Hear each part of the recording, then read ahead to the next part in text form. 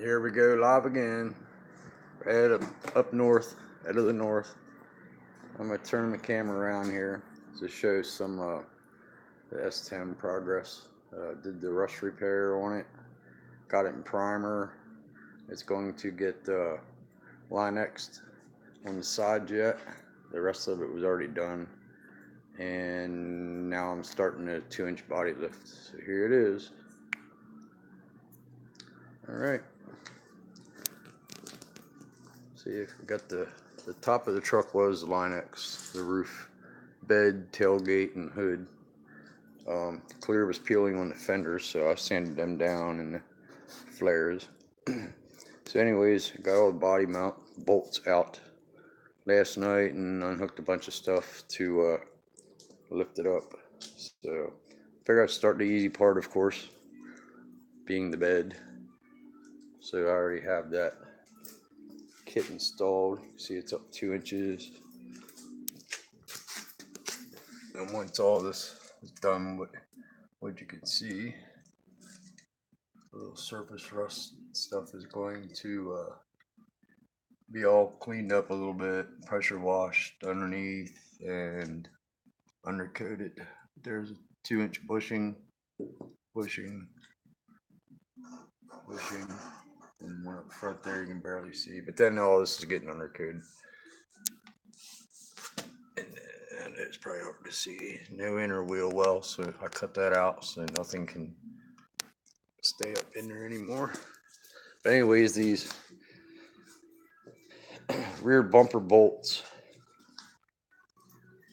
for the back of the S10 were these short little stubby ones here. They're pretty thick. These are like a 3/8 bed bolts, like 3/8 diameter threads. So you can see how much thicker the bumper itself is. But anyways, the kit didn't come with anything that thick. So what I'm going to do is, and the bumper spacers are these things for the front and the back, which I'm not using them. I don't like them because they have two holes that are offset on an angle. So I'm not drilling all that. So anyways, I took the radiator support bolts out. And of course over here are the ones going in the, once the 2-inch lift is on the front for the radiator support.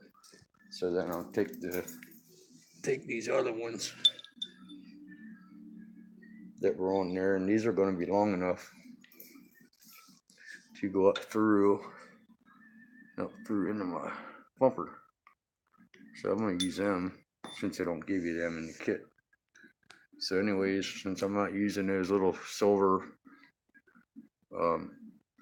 zinc plated, wherever it is, bushing spacers for the bumper, I'm going to use these. I took some 1-inch ID gas pipe. That's about 3/16 or so, close to a quarter wall piece from Home Depot. We did some other gas line elsewhere in the building. I just cut 2-inch spacers for it. And that's what I'm using. So then the other wheel arch got in yesterday. I primed the shit out of everything. So it's just the sides of the truck. The roof's already got Linex on it. And then of course I gotta raise the cab up in the front end, but got everything pretty much. I'm gonna move that air intake tube, and then I just have to can't see it because I don't have an extra light handy on me. Hook the steering column. Everything else is ready to raise up. So down in here is the radiator support bushings, the bolts right here, and these here are just strictly for the bumper. So I'm going to cut 4 more 2-inch spacers just for the bumper. And I took them off because they were saying about relocating the tow hooks. Well, there's 2 bolts, one here and one straight back further. I'm putting them back on because I don't see nothing wrong with having that exposed down low. It's just when I'm throwing them on undercoat everything I possibly can on the frame, and that's exposed in the front. And then also I posted just pictures on Facebook, on my Facebook. Here's the back of the rear bumper, that's the bottom. Here's where those spacers and the bolts will be. See how they're offset on an angle? Well, these little, plus the diameter of them bolts are pretty thick. So I wouldn't want to, I'd still have to drill them out, they're not big enough. But I wouldn't want to put one here and not the other one, you know, and they won't go this way. You still got, that look like hell, so that's why and they don't go this way, they're more than 2 inches. So anyways, I'm not using that crap. That's why I cut my own. It's only to hold the bumper.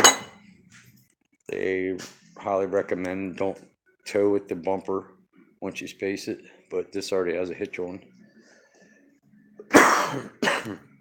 And if you plan on towing, don't have a hitch, and you do a body lift, I'd strongly recommend you get a hitch. The undercoat, clean, rust up, and undercoat the back of these, and then the front bumper got a bunch of dents in it. In here, while it's laying like that, I'm gonna beat them out, and of course body work the bumper if need be, unless I get them out that close, and then undercoat the back of it too. But yeah, the tow hooks come out through here, so I'm taking 2 inches, I'll be below it. So I might just take my time and go get longer bolts, or I don't even really need that. I could probably just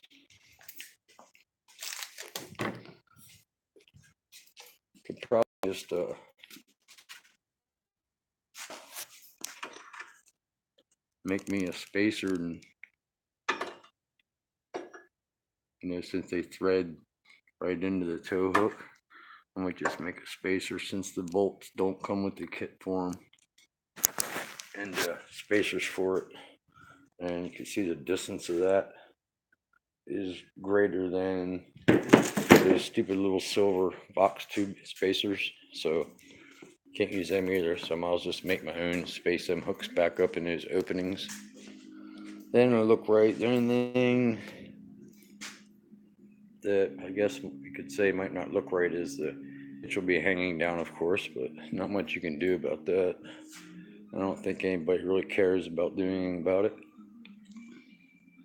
but that's just the way it is, I guess. Just want to put a quick video up for Out of the North up in Canada. Hope those wildfires died down now and you got some rain up that way. And the kid wanted to trade his DRZ for this. Messaged me a while ago, he had some other issues, so I don't know. Looking online, they're a little pricey, but maybe I better stay away from the 2000. Might as well look for something a little newer if I'm gonna get one. But I'm fine with this bike right here. You see the 93 Suzuki Intruder 800. Made it look like it does. That's what sets it apart from any other one. There's not another one that looks exactly like that. Anybody can like flat black paint everything, look like shit, take a fender off and call it a bobber or a rat rod, but